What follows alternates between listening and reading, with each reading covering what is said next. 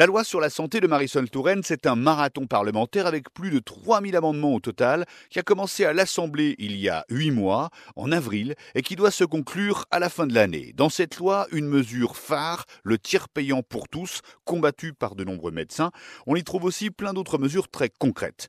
Le tiers payant généralisé est là pour que l'ensemble des Français n'aient plus à avancer les frais lors d'une consultation chez le médecin. Cette mesure ne concerne actuellement que certaines catégories.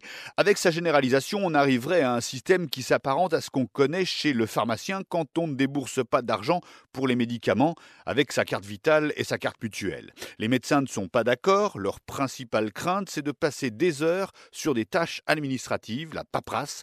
Ils ont fait plusieurs fois la grève contre la mesure. Marisol Touraine répond que c'est une mesure de justice sociale et 7 Français sur 10 y sont favorables selon un sondage Odoxa. Le tiers payant pour tous sera mis en place de manière progressive d'ici fin 2017. Autre mesure très visible dans la loi santé, le paquet de cigarettes neutres pour lutter contre le tabagisme chez les jeunes, notamment en rendant les paquets de cigarettes les plus repoussants possibles. Là, ce sont les buralistes qui ne sont pas d'accord, mais la mesure entrera en vigueur au printemps prochain.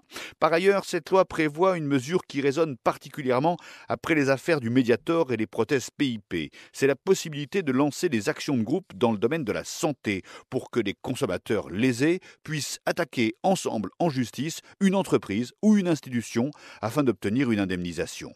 Également dans la loi, la mise en place d'un numéro de téléphone unique pour appeler un médecin la nuit ou le week-end. À noter aussi qu'un amendement à la loi prévoit de simplifier les dons d'organes.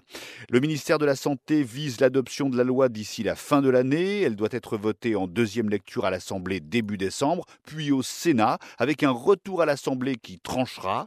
Rappelons que le projet de loi avait été présenté en Conseil des ministres en octobre 2014.